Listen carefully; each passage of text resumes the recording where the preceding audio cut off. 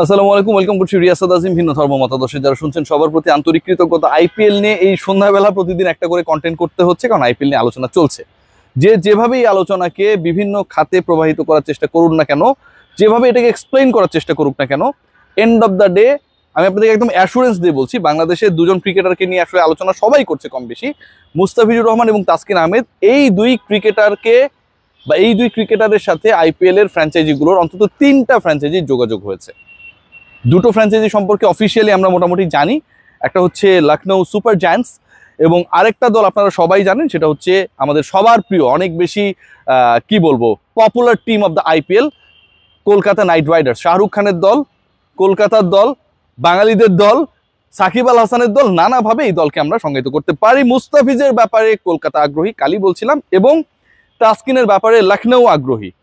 যে কাহিনীগুলো হয়েছে, অনেক পেসার আপনারা সবাই জানেন, they are not in a proper shape. হ্যাঁ, নরকের কথা বলতে পারি আমরা, নিউজিল্যান্ডের পেসারের কথা বলতে পারি আমরা বলতে পারি যে অনেকেই এমন শেপে রয়েছেন যে আইপিএল এর আগের সময়টায় তারা হচ্ছে রিহ্যাব করে ব্যাক করবেন, অ্যান্ড প্রপারলি ব্যাক করতে পারলে হয়তো তারা আইপিএল এর ফুল সিজনটা প্রপারলি খেলতে পারবেন। এরকম যখন সিচুয়েশন, দোদুল্যমান যখন সিচুয়েশন, ফ্র্যাঞ্চাইজিগুলো দে আর কনফিউজ যে আসলে এই ক্রিকেটারদেরকে তারা ক্যারি করাবেন এই সিজনে। আমরা কিন্তু জানি যে এর আগে আপনি খেয়াল করে দেখবেন যে সাকিব আল হাসানকে একটা রিকোয়েস্ট করেছিল কলকাতা যে সাকিব যেন তার নামটা প্রত্যাহার করে নেয়। সাকিব নাম প্রত্যাহার করলে যেই মানে উইন্ডোটা ওপেন হয়, মানে সাকিবকে তো একটা প্রাইজে তারা কিনেছিল, তাদের তো একটা আপার সেলিং রয়েছে যে সময় অকশনটা হয়, তাহলে ওই টাকাতে তারা অন্য একজন ক্রিকেটার নিতে পারবে। সো এই মুহূর্তে লখনৌ এবং কলকাতার এরকম কিছু হিসাব নিকাশ রয়েছে যে পার্টিকুলার কিছু ক্রিকেটারকে রিকোয়েস্ট করে, যারা আসলে আপ টু দ্য মার্ক না অ্যাকর্ডিং টু দেয়ার ফর্ম, তারা যদি নাম প্রত্যাহার করে নেয় তখন ওই ব্ল্যাঙ্কটাতে তারা কিছু ক্রিকেটারকে ঢোকাবে, যেই হিসাবে রয়েছেন তাসকিন এবং মুস্তাফিজ। যোগাযোগ হয়েছে অফিসিয়ালি, আপনাদেরকে বলতে পারি এই দুই ক্রিকেটারের সাথে যোগাযোগ হয়েছে। তাসকিনের আপডেটটা যেটা আসলে ট্যাগলাইনে আপনারা দেখছেন, তাসকিন আমাদের খেলা নিয়ে খুব বড় সংশয় নেই। Cricket board bit confused.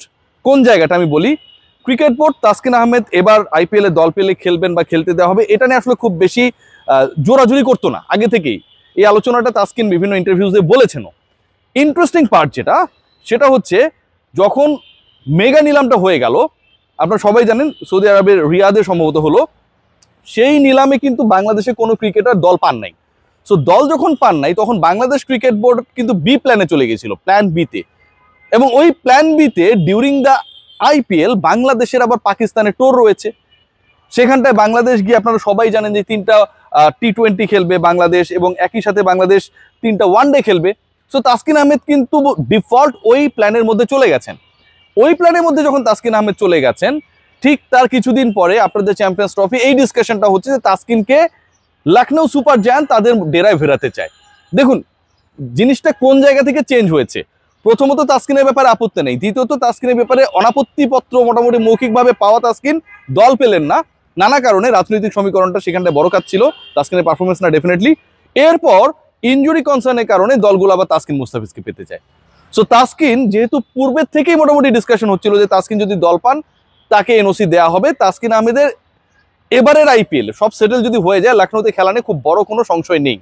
But final call it has to be come from Lucknow, এবং ওই কলটা আসার পরে তাসকিনকে সেটা রিসিভ করতে হবে ডেফিনেটলি। আবারও বলছি ডেফিনেটলি অ্যান্ড ডেফিনেটলি দুটি দলই, Kolkata Knight Riders and Lucknow Super Giant, Taskin মুস্তাফিজকে তারা চাচ্ছে। এটার সর্বপ্রথম এবং সবচেয়ে বড় শর্তটা হচ্ছে they have to be free for the full season. মুস্তাফিজের ক্ষেত্রে ঘটনাটা একটু অন্যরকম। মুস্তাফিজ ডিপিএল খেলছেন না, এটা নিয়ে তো যথেষ্ট আলোচনা সমালোচনা রয়েছে।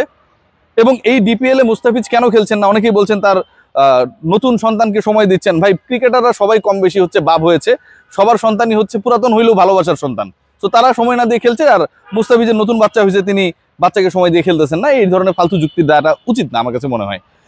দ্বিতীয় যে পয়েন্টটা সেটা হচ্ছে মুস্তাফিজ নিজেকে ফ্রেশ রাখার চেষ্টা করছেন, টু বি ভেরি অনেস্ট, এবং কলকাতার সাথে তার কথাবার্তাও চলছে। বাট তাসকিনের এনওসি নিয়ে যে টেনশনের জায়গাটা সেটা তুলনামূলকভাবে কম হলেও মুস্তাফিজের ক্ষেত্রে কিন্তু সেই টেনশনটা একটু রয়েছে।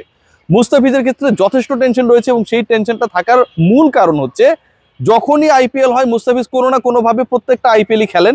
সবশেষ আইপিএলে যে ঘটনাটা ঘটেছে, তিনি যখন চেন্নাইয়ের হয়ে খেললেন, ওই এক্সপিরিয়েন্সটা থেকেই ফ্র্যাঞ্চাইজিগুলো মোটামুটি একমত হয়েছে বাংলাদেশি ক্রিকেটারকে নিলে ফুল সিজনের জন্য নিতে হবে। সেখানটায় মুস্তাফিজুর রহমান ফুল সিজন তো খেলেন নাই, 13-14টা ম্যাচ খেলেছেন, টপ উইকেট টেকার থাকা অবস্থায় তিনি কিন্তু আলটিমেটলি চলে আসেন। চেন্নাইয়ের যে উইকেটের ধরন, ইডেন গার্ডেন্সের উইকেটের একই রকম ক্যারেক্টার শো হতে পারে এরকম একটা ধারণা করা হয়, বা প্রিভিয়াস এক্সপিরিয়েন্সেস গুলো এরকম। সেটা যদি হয়, ইডেন গার্ডেন্সে Mustafizur Rahman could play a very vital role. হিসাবটা কিন্তু এভাবেই হচ্ছে, হোমের ম্যাচেসগুলোতে মুস্তাফিজ কি করবে।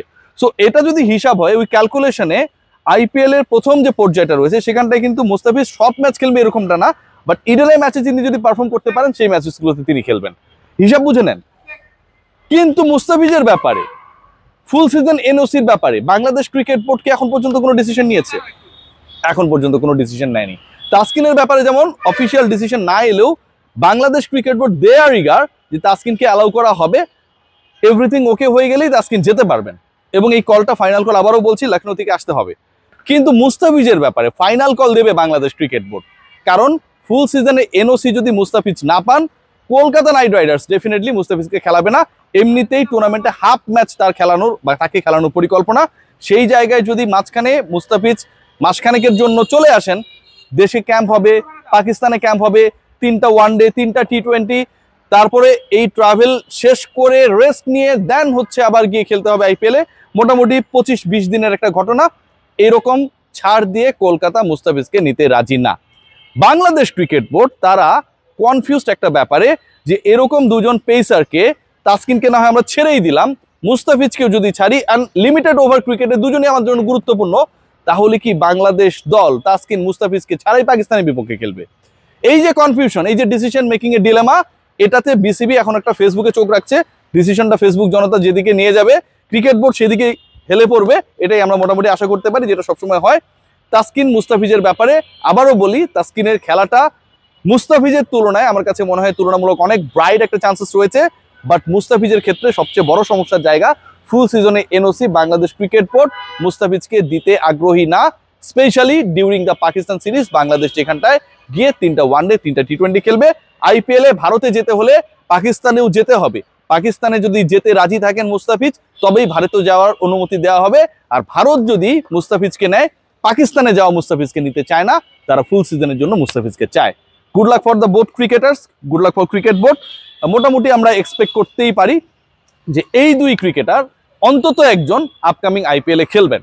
বাংলাদেশ ক্রিকেট বোর্ডে এনওসি নিয়ে অবশ্যই ঝামেলা রয়েছে, এবং বাংলাদেশ ক্রিকেট বোর্ডের এই এনওসি নিয়ে ঝামেলা নাই এটা বলার কোনো ধরনের সুযোগ নেই। দুই ক্রিকেটারের ফাইনাল কলটা এখন পর্যন্ত কিন্তু কলকাতা এবং লখনৌ থেকে আসেনি। মোটামুটি একটা ডান সিচুয়েশনে রয়েছে, স্পেশালি তাসকিন আহমেদের আইপিএল খেলার ইস্যুটা শেষ পর্যন্ত কি হয় দেখার অপেক্ষা। সবাই ভালো থাকবেন, টেক গ্রেট কেয়ার।